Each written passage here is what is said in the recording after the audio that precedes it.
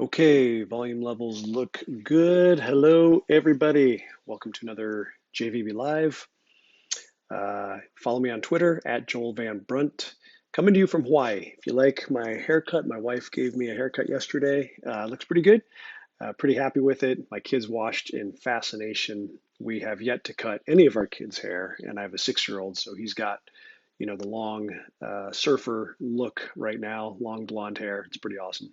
So feels better, feels cooler. I feel a little bit more cleaned up, if you like.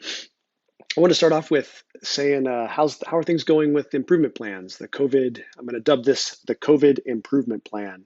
So as we do stay at homes and we're either working from home or lost our jobs and now we've got a lot of time in our hands, what things are you looking to improve?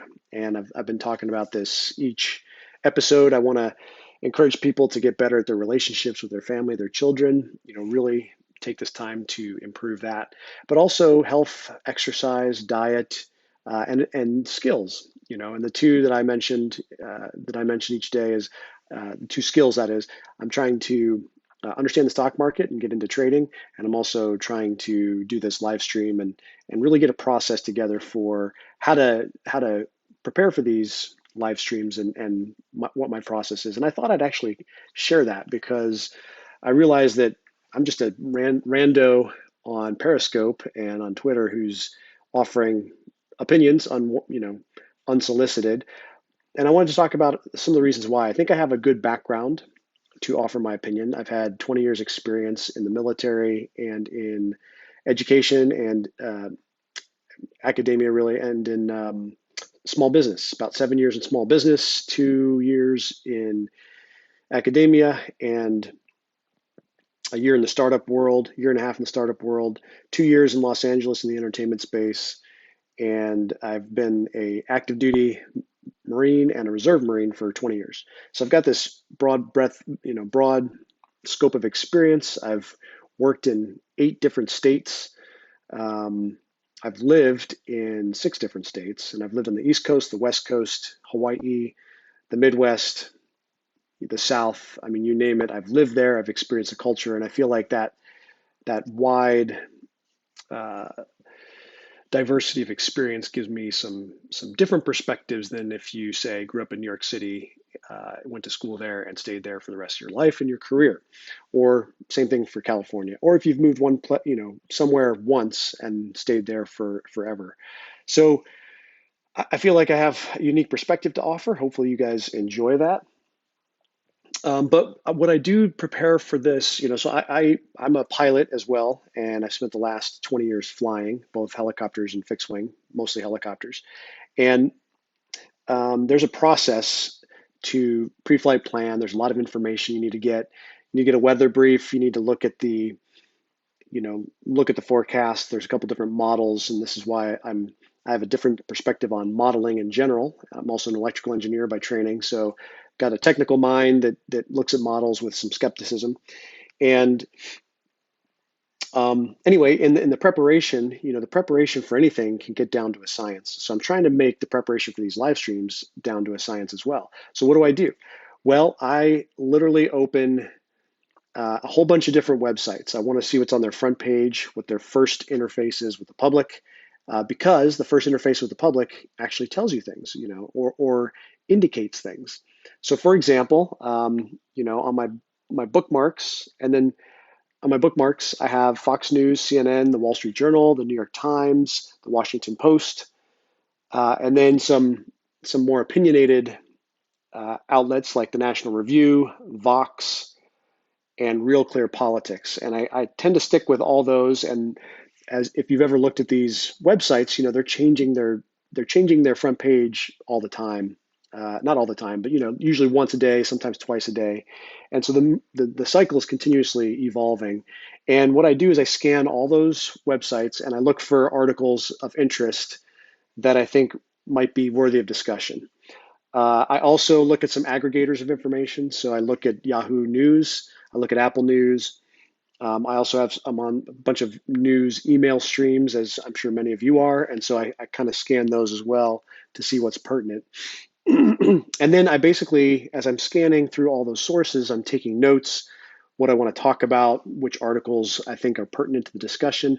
I also have been trying to make a habit to watch not all of the daily briefings by the administration, but a lot of them, just to get a feel and a flavor of what's going on. So I have my own impression of the press conferences, vice the media's impression that they want to pass on to me, whether it's right wing or left wing media. And so you can see here are wild roosters outside. Anyway, so that's kind of what I do, and I apologize if in my presentation of this stuff I'm unintentionally committing to a position that I'm not intending. So yesterday, for example, I got some feedback on some information I shared from this Israeli mathematician who suggested that he's looked at all the countries' numbers with COVID-19, and what he concluded is that it peaks around 40 days, and he predicted that it would disappear by around 70, I think it was 70 or 80 days. And so I was just offering this as information. I thought it was pretty interesting. I heard it on Ben Shapiro, and it generated this larger discussion of people outside of a discipline analyzing the methodology of another discipline. And in this case, it was a mathematician analyzing, epidemiology and kind of the models that medicine uses. And I also shared the story of a grad school professor I had who was economics professor. It was my econometrics class, and he made his professional life basically critiquing medical journal models and medical journal methodology. And he was an economist.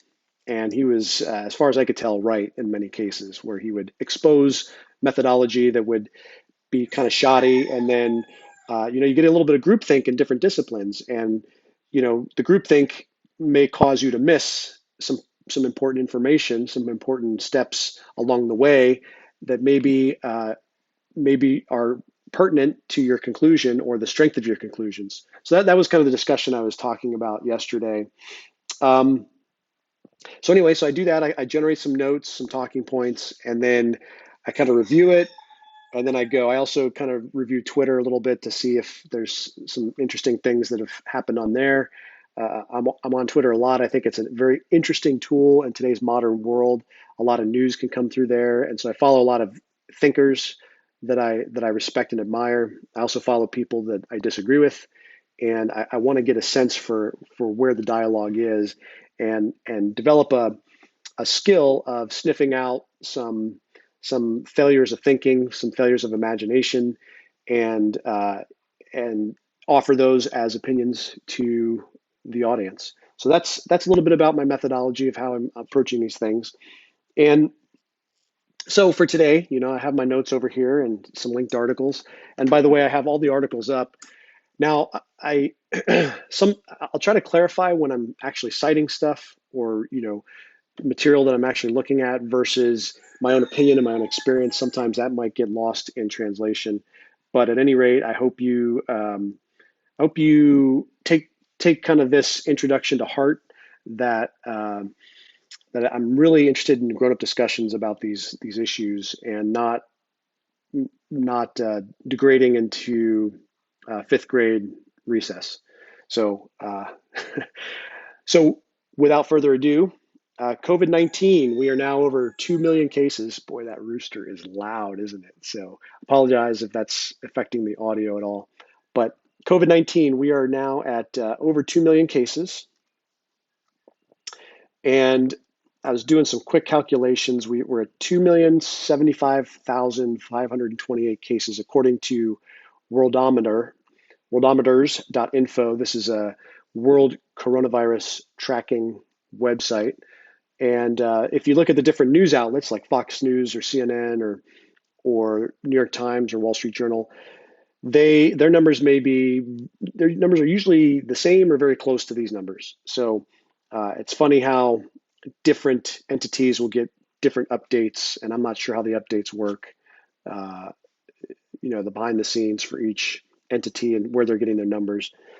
But anyway, according to this worldometers.info, we are at 2,075,528 cases. We are at 134,286 deaths worldwide.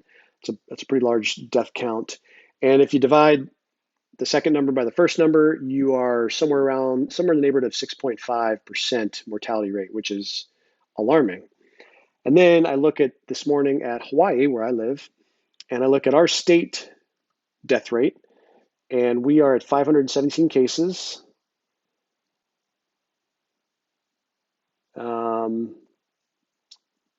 You are so annoying. 517 cases and 9 deaths in the state to date. So if you divide the deaths by the number of cases, then you are at 1.7%. So that's a huge difference. And if you look at the state counts, there's some aggregators, I think worldometers, you can figure out how to go by state. And I did this a few days ago, and you had this wide spread of mortality rates across the states. You also have a wide spread of mortality rates across Europe. And lots of factors can go into why that is. I think the most popular assumption, that at least my reading of the most popular assumption, is that the places with the higher death rates have overwhelmed healthcare systems, and I think there's definitely, I think, some truth to that. There are other explanations, like the testing, how many people have been tested, social distancing, those kinds of things, where or the demographic of the population affected. So do they trend towards older? Are they smokers? Do they have pre-existing conditions, as the case in Italy?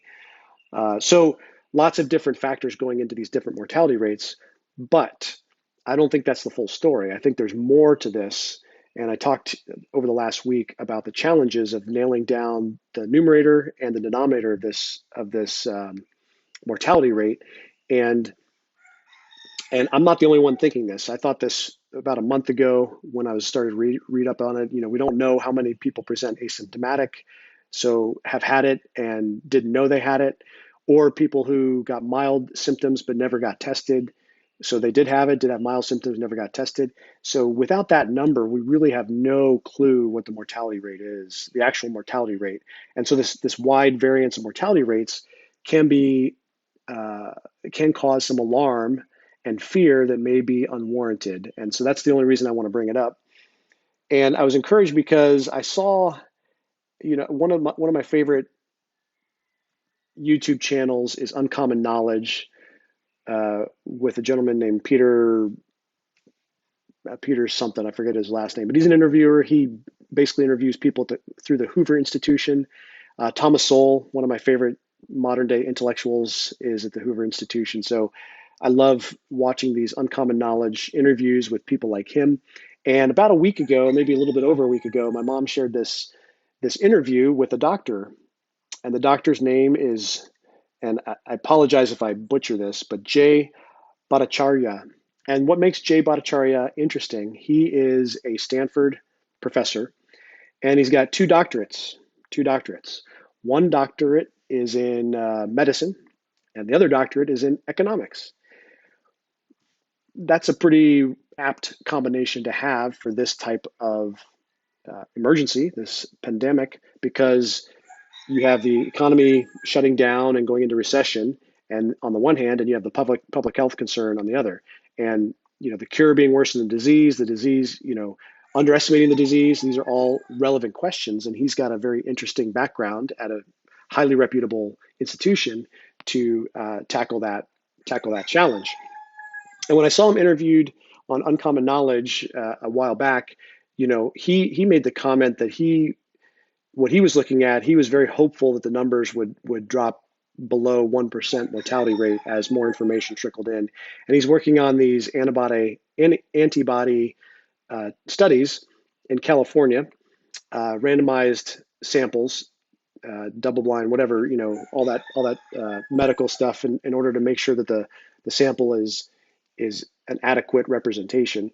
And so to my knowledge, he was going to start that last week. I haven't heard any updates on it, but he was on Tucker Carlson last night, and again, offered his hopeful optimism with the numbers he's looking at, and that he believes the mortality rate is below 1%, and he thinks that it might be as low as about zero point 0.3, anywhere from 0.3 to 0.8%. So that would be fantastic news if he's right. And these antibody tests hopefully will either confirm or not confirm that prediction in the next few days. And yesterday I presented some things out of, yesterday and the day before, some things out of Germany and some things out of New York City that suggest a lower mortality rate.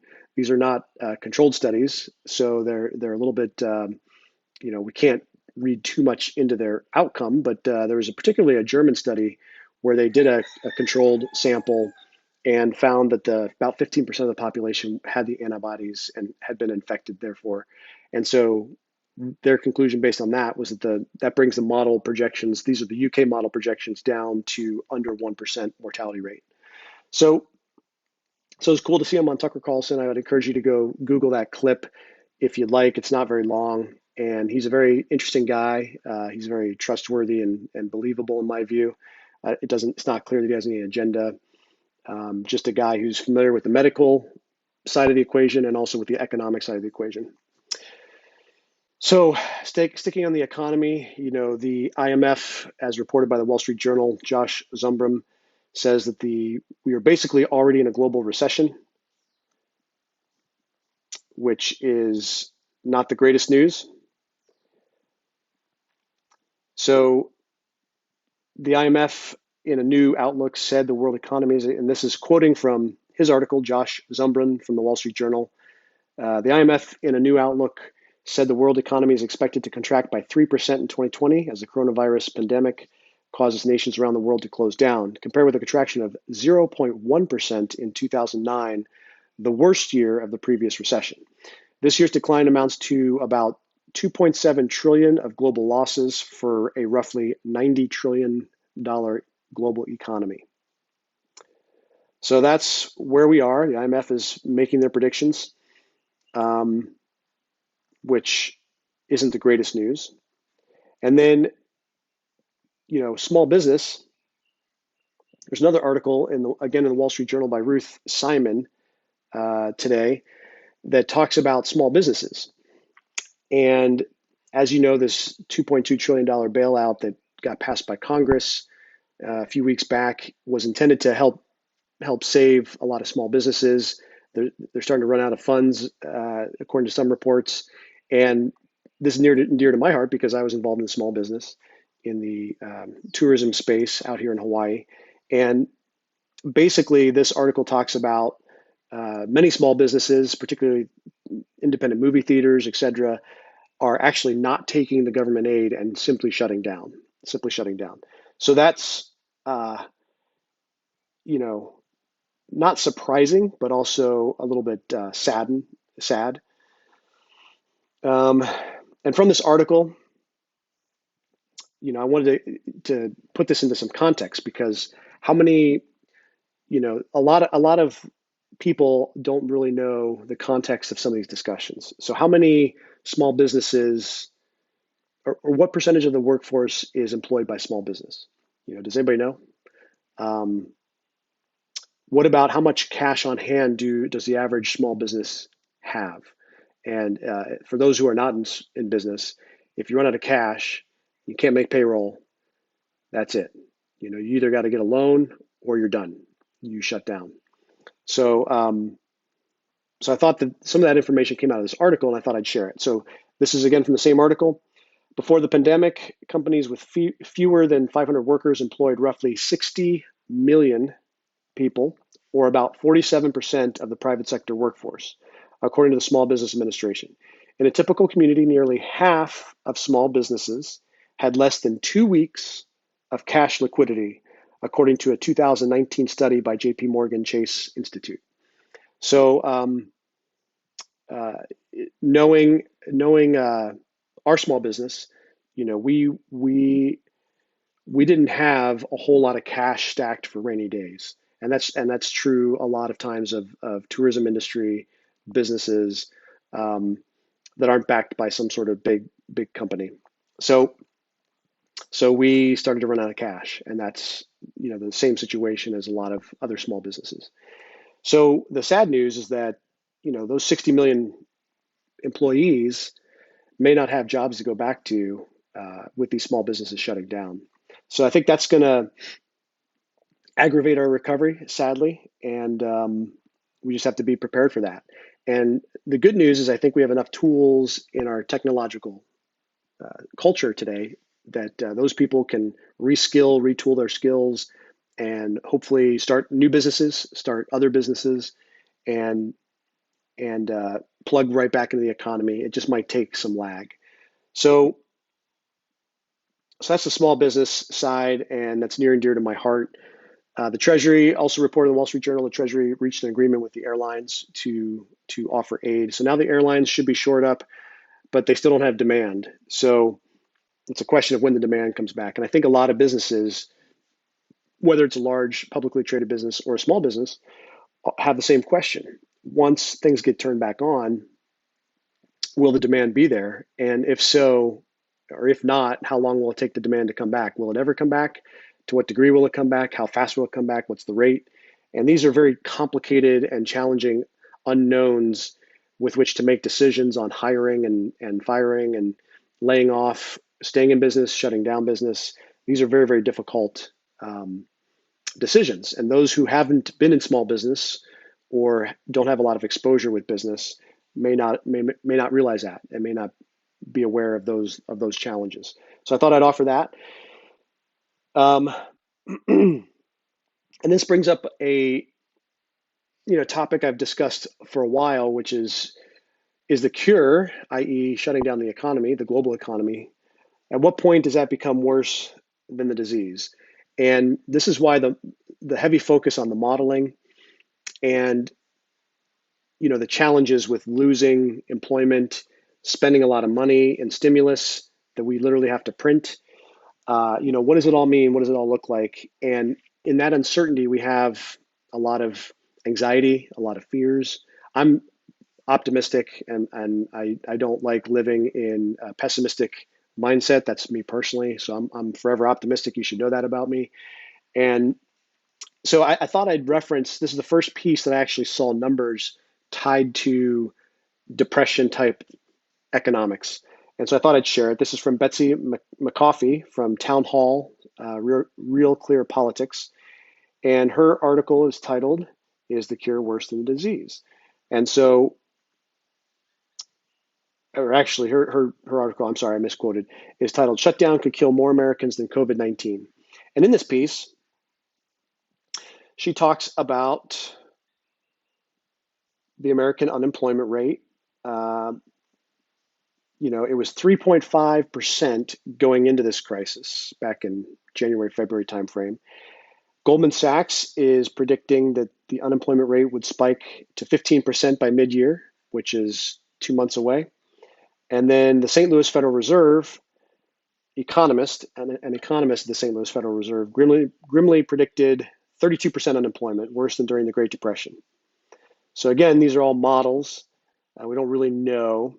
But here's some stuff that came out of the National Bureau of Economic Research, which I think is in Boston, the National Bureau of Economic Research. So let me start at the beginning, or the beginning of this paragraph. No model or guesswork is required to foresee the deadly impact. Job losses cause extreme suffering. Every 1% hike in the unemployment rate will likely produce a 3.3% increase in drug overdose deaths and a 0.99% increase in suicides, according to data provided by the National Bureau of Economic Research and the medical journal Lancet. These are facts based on experience, not models. So this is what we've recorded, I guess, in previous downturns. So if unemployment hits 32%, some 77,000 Americans are likely to die from suicide and drug overdoses as a result of layoffs. Scientists call these fatalities deaths of despair. Then add the predictable deaths from alcohol abuse caused by unemployment. Health economist Michael French from the University of Miami and co-author found a significant association between job loss and binge drinking and alcoholism. The impact of layoffs goes beyond suicide, drug overdose, and drinking.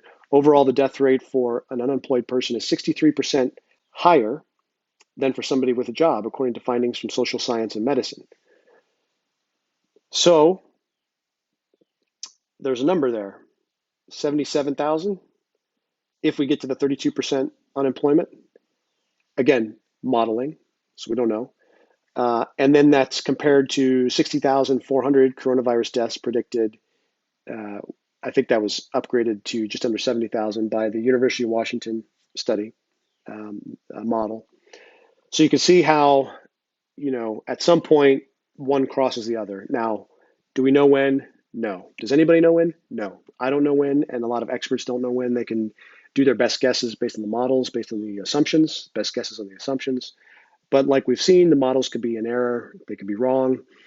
Um, but they are certainly helpful to appreciate that there is a trade-off, and it's a real conversation. It's a good public conversation to have of when that trade-off and the risk of that trade-off becomes too great, and we need to just get back to work. So, so I thought I'd share that. Again, that was from Real Clear Politics. The author was a woman named Betsy McCoffey, and I think she also works for Town Hall. So there are so basically, having said all this, uh, listening to the presser yesterday, Trump was saying he's watching other countries as they're opening, and in fact, there are some other countries that are about to open, and in Europe. So Czech Republic, Denmark, Austria, Germany next week.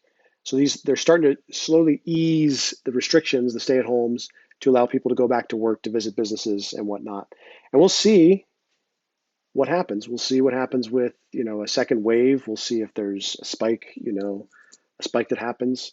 We don't really know. Maybe we'll have enough time to see the early indicators before we reopen our economy. And but I don't know that. Depends on when we reopen, and it depends on how much data we're getting out of Europe at the time. But it does seem like the economic pressures and the state of the pandemic over there is starting to get released, and this includes Italy and other places. So this is according to CNN. So people in the Czech Republic can now shop at, and does this have an author? I'm sure it does. It doesn't say who the author is until probably the very, very end. Anyway, it goes through different countries and their strategy. Okay, lots of authors, lots of people who contribute to this work. So it goes through Norway, goes through Austria, goes through the Czech Republic, Denmark, Spain, Madrid, Italy, Germany, and I think that's the main countries that this article focuses on. And so, bottom line, even in spite of the high death rates, above 6% mortality rates in Italy and Spain and other places, they're still looking at the same question that we are. They're just maybe 2 weeks ahead of us in terms of making decisions on it. So we'll see how that goes. And I think that's a good step because we can't kill the entire world economy. We just can't do that. That's just not going to work, in my view. Okay. Now, one thing of note, the federal government sent a hospital ship up to New York Harbor, and they also turned one of the convention centers or something into a field hospital. And then Franklin Graham, who is the head of Samaritan's Purse, a religious uh, institution that offers aid and assistance in these. It's a charity, offers aid in these, and specifically medical charity in these circumstances. Apparently, he opened a field hospital as well in New York City. And I was really disturbed to see that this is reported in the New York Times, that he actually posted on Facebook that he is receiving harassment. So harassment online. So basically, so let me read some of this article. Again, this is the New York Times by Liam Stack, and this was published yesterday. And I'll just start from the top.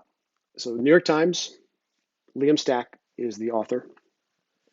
The Reverend Franklin Graham on Tuesday accused elected officials and others in New York of harassment over their criticism of his medical organization, which is operating a field hospital in Central Park for coronavirus patients that requires workers to sign a pledge they are Christians who oppose same-sex marriage. Mr. Graham posted his accusation on Facebook hours before Mount Sinai Health Systems, which teamed up with his organization, Samaritan's Purse, last month, informed state lawmakers that it would begin requiring those who work for the group to sign a second pledge vowing not to discriminate against patients. Mr. Graham said Samaritan's Purse, a non-denominational evangelical organization that often works in developing countries, had never discriminated against a patient.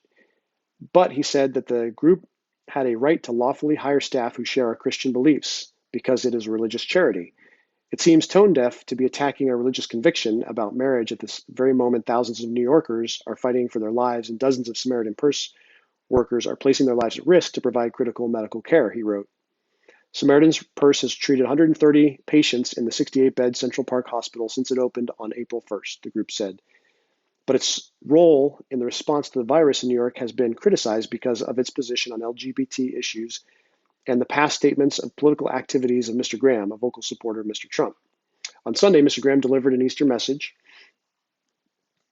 on Fox News while standing in front of his group's medical tents in Central Park. In the message, which included footage of virus patients with their faces obscured, he described the pandemic in terms similar to those used by the president, a storm that none of us anticipated and nobody expected. On Tuesday, Mr. Graham said that critics had been harassing Samaritan's Purse with information requests while it was busy trying to save lives. He specifically mentioned the New York City Commission on Human Rights, the Reclaim Pride Coalition, a progressive LGBT group, and the Democratic members of Congress. If any of these groups had funded and erected their own emergency field hospitals to serve COVID-19 patients in Central Park, we would join what we believe would be most New Yorkers and Americans in applauding and praying for them, not harassing them, he wrote on Facebook. So I just, I was shocked by this because, shocked, not shocked. The whole tolerance and blind affirmation friction that exists right now is frustrating for me because I feel like there's been an overstep. There's been a movement to force people to have blind affirmation or blind acceptance or unblind acceptance of various other life choices, and there's a forcing on religious institutions, as opposed to acknowledging a time to come together and to welcome assistance in this time of need with charities that have this capability, which Samaritan's Purse does, which is remarkable. I'm not sure of other charities that have the ability to build a field hospital to treat COVID-19 patients. If you know of any, let me know.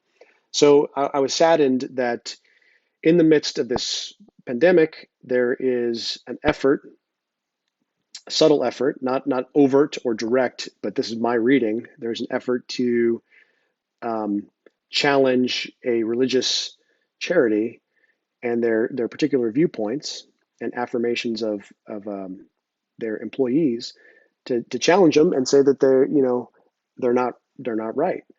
That's fine. They can pick a time and place to challenge those views, but it's kind of gross, like in the middle of a emergency to do that. It's just really gross. Why not just say, okay, let's agree to disagree, but thank you for your assistance. I wish there was more of that. And it seemed to me that that's what, if I could paraphrase, and I'm not in Franklin Graham's head, but to paraphrase, he's saying, look, if one of those organizations, an LGBT organization, built a field hospital, we would celebrate with them and pray for them and, celebrate that effort. But the flip side is not true. It just seems like that's, there's always an opportunity, or they're eager for an opportunity to try to move people into blind affirmation or blind acceptance, to move past tolerance, to just bypass it. Almost tolerance is not sufficient in their view. And I feel like we should go back to tolerance. We should really raise up tolerance because that's a better way, in my view, to live at peace with people. If you move past tolerance into blind affirmation and acceptance, that's going to cause problems because you can't force people to think the way you want them to think. You just can't. And you have to live with people. So if there's two things that are true, you can't force people to think a certain way, and you can't not live with people who think differently than you. And I think that tolerance is the best model to offer. And I think this is historical. I can't back it up right now, but I think that's historical in the sense of that's what the founders thought as well. So anyway, I was saddened to hear that, and it was reported in the New York Times. Good on them. It's right there in Central Park, and I heard Reverend Graham interviewed by Ben Shapiro on the Sunday Special this past weekend, which was fascinating. That was during the Easter. So, and as a Christian, I support obviously these type of charities and these types of efforts. And I think that, this call to service in these religious charities is tremendously valuable, tremendously of benefit to society. And it's sad to see that attacked, in my view. So, okay, so that's that. Now, getting onto politics, I wanted to wait for politics at the end. I'll say one critical thing of Trump up front. Having his name on the checks, why? I don't, I don't think that's necessary. I understand it because, he's using it as a political tool to, for the reelection.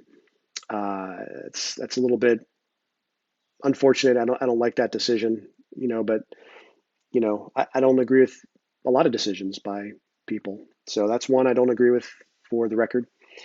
But what's interesting is in the last 2 days, there have been black legislators, African American legislators at the state level who've come out and either thanked or endorsed Trump. So Vernon Jones endorsed Trump. He's in Georgia, and he became the first Democrat to endorse Trump, and he credits his work for the black community. So I was, obviously on the Republican side, this is very encouraging because the stranglehold on the African American or the black community's thinking that the Democrats have had for a long time, I think needs to be broken. And people like Candace Owens and greats like Thomas Sowell, uh, and some others, Larry Elders comes to mind as well, a commentator. So this Blexit, hashtag Blexit, where blacks and African Americans are waking up to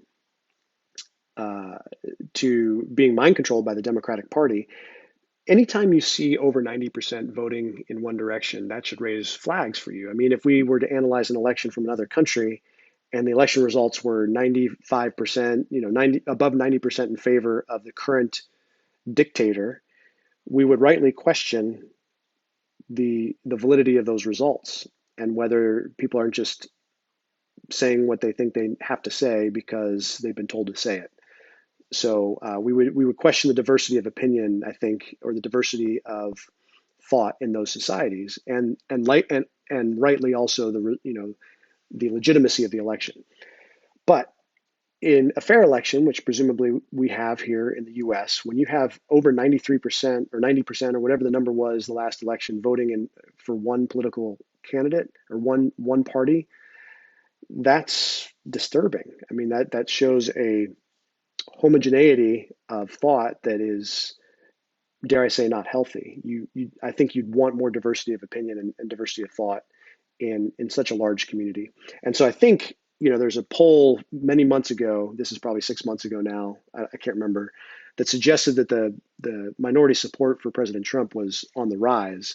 And some numbers were reported up in the 15 to 30% range. And I think that if that happens, there's no chance for a Democrat to win, for Joe Biden to win, if that's the case. So all that is background to say that, for me personally, I was encouraged that Vernon Jones made this endorsement public. Now, of course, he's being attacked by his party, and that makes sense, And they're saying he's never really been a Democrat; he's always been a Republican in terms of his values and his beliefs. He said some controversial things, and of course, that's what you'll hear if you read about him. But that was encouraging. Now the other one was a little bit less, I guess, confrontational or volatile as that example. This comes from Michigan, a Michigan State Democratic Representative, Karen Whitsitt, who I think is either in Detroit or around somewhere around Detroit. So she came to the White House, and she's a COVID-19 survivor, and she thanked the president in the Oval Office, or no, in the conference room, wherever it was. So she thanked him publicly, and there's a clip on Twitter and on YouTube if you want to look it up. Karen Whitsitt, she's Michigan State Democratic Representative. So all she did was thank the president, and I think she was thanking him specifically for recommending some things that ended up, helping out in her case. I think she used stronger language. And so that became a big political thing. That became a big, people were not happy about that, apparently. And she's an African American. She's a black state rep, Democrat. And I thought that was a really good picture of what's wrong with our dialogue right now. It's very difficult for both sides to acknowledge the, a pro or a con, a thanking gesture or a criticism, depending on which side you pan out. So, I'm tend to be more favorable towards Trump. I like a lot of his policies, but as you noted a moment ago, I criticized him putting his name on the Treasury checks. I don't think that's necessary, and I don't think that's helpful. Now, on the other side, when have you seen a major publication like the New York Times, the Washington Post, have a thanking type of piece on Trump? Well, I was encouraged by the Democratic governors who actually did say publicly, thank you to the administration. They've been on it. Everything we've asked for, we've received.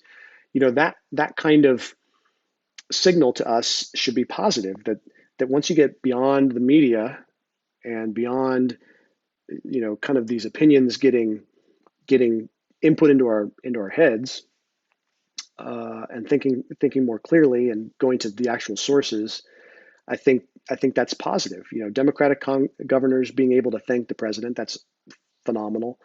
People in his own staff, business leaders being able to thank the president.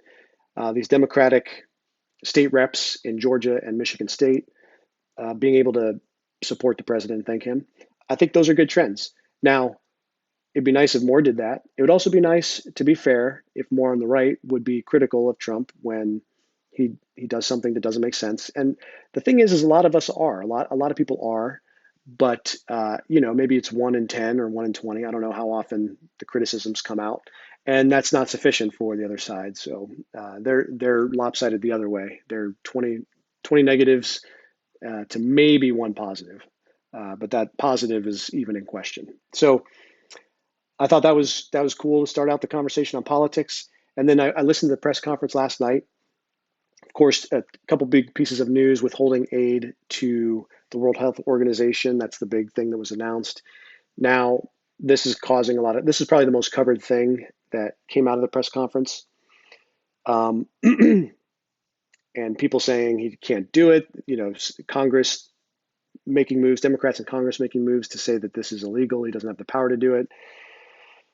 And a whole bunch of other reactions in the press. This is a bad idea. This doesn't make sense.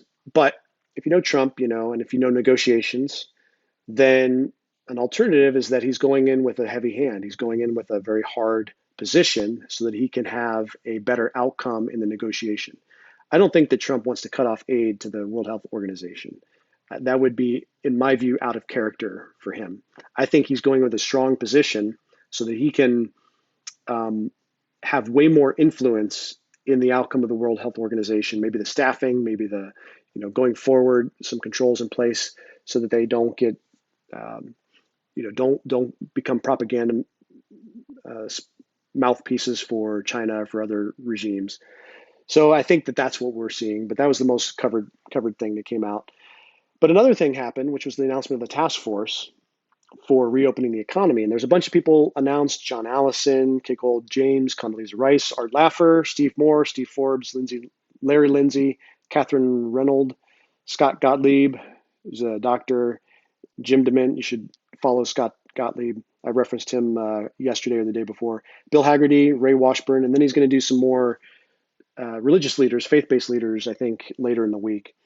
Now, I didn't see this covered on any of the news outlets. So I find that strange, right? If that was a big piece of news coming out, this is going to be the task force that the president is organizing to reopen the economy or to advise the president on when to lift the national emergency, when to advise states on how to reopen. Uh, and on states, it's just an aside. He did make the statement. Trump made the statement yesterday. Hey, we'll have a conversation. We'll be in agreement, and states can do what they need, and I'll support that. Now, if the federal government doesn't agree with it, we'll have a conversation. We'll see how we can rectify that situation. So there wasn't any kind of, ultimate authority, ultimate power that was presented yesterday in terms of working with the states to reopen. And he actually signaled that he was willing to have the states take the lead on that, which I think is the right call. So, but this task force that was announced, there's no news about that. Not on Fox News, not on CNN, not on New York Times, not on Washington Post, Wall Street Journal. Now, to be fair, it may have been buried somewhere on the page or referenced somewhere, but scanning the front pages today, I didn't see anything. I didn't see it anywhere. And that to me was surprising because it seemed to me that you'd want to take a look at each person and look at their background and see what kind of value they bring to the conversation. And then, educate the public on who these people are who are going to be advising the president on when to reopen. Now, maybe there's still time to do that. I'm sure there is, and maybe it will happen. It was just interesting that was completely left out of the news coverage the day after this announcement. Um, and then finally, I mentioned the states as needed. I think that there's some fake conflicts I think going on for political gain with Cuomo and Trump and some other governors, but I think Trump seemed to be fine with the coalitions of states. He seemed to be fine with states taking lead. That he would help them if he thought that was not the right call. That he would call up the governor and have a discussion.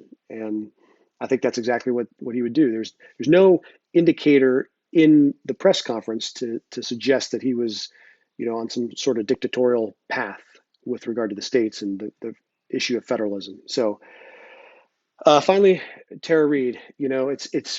It is kind of telling that there's not a lot of coverage on Tara Reade at all.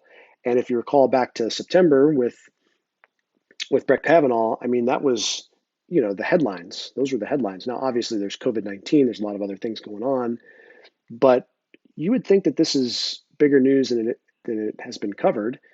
And a couple of days ago, I went through the difference between the New York Times treatment of Tara Reade in kind of their opening piece versus the New York Times treatment of Blasey Ford back in September, and two very different methods of communicating the information to the reader, and how that could have an impact on how you feel about the situation. And then our emotions and our feelings are generally what cause us to make a commitment mentally to one position or another. I would say, dare I say, 95% of the time, it's an emotional commitment, vice a logical commitment.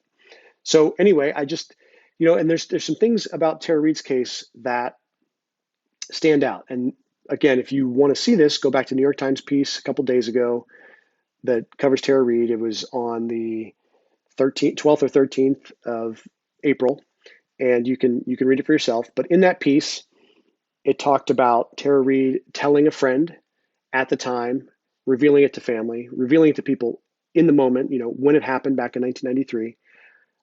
Right there, that is way more than what we had with Christine Blasey Ford. She didn't tell anybody. And people who came out and supported her turned out, people who suggested that she had told them later came out to be uncorroborated and unfounded. So in this case, the people that she told have confirmed her story. So you'd think that this would rise a little bit in the seriousness of the allegation, but it's not. And it could be the distraction from COVID-19. That's plausible. I also think what's plausible is that Biden's their guy. Biden is, the Washington Post, New York Times, maybe the Wall Street Journal, maybe mainstream media in general, their guy, and to have a damaging piece at this time when Trump is taking a lot of attacks and criticism for COVID-19 just doesn't fit their narrative and what they want the outcome of this whole thing to be coming into November. So I thought that was sad and revealing, but predictable. So watch for coverage on Tara Reade. You'll probably only see it on right wing, right leaning websites.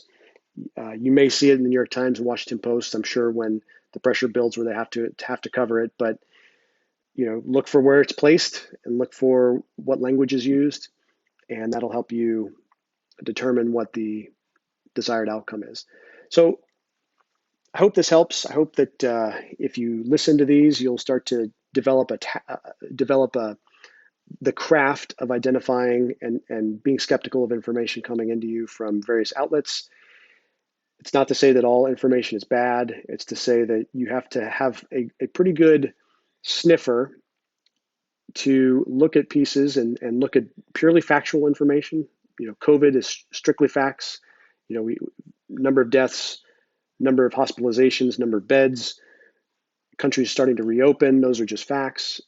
Those sources are great places to find information on those kinds of things. Now, the more opinion stuff, telling you how you should feel about a piece of information, that's what you should really develop your sense of sniff, your sense of smell for in terms of the media coming in. And this is true on the right as well. This is true in Fox News and Sean Hannity and whatnot.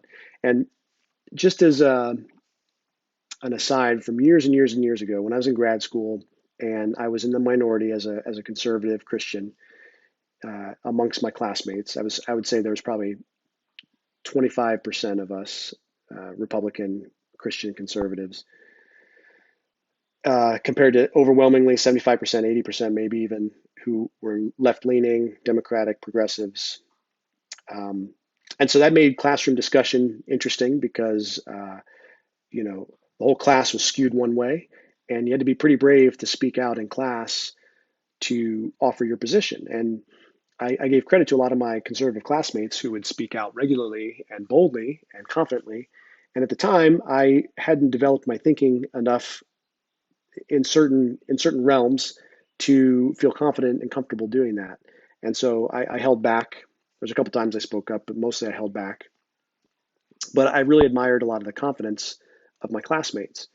Now, having said that, I also became more sympathetic and understanding of left-leaning thinking. And I became aware of a lot more information that I wasn't aware of before. And so anytime that happens, where you have this kind of perspective and you get a whole bunch of new information that floods into that worldview, it's going to make you a little bit uncertain about how you think about certain things. And that's fine. That's good. I think that's a great process to go through that over and over and over again. And so I was getting exposed to all this information that started to make my thoughts about issues more nuanced. And I remember coming home to my family, my parents, and my dad was a huge Fox News junkie, and my mom too.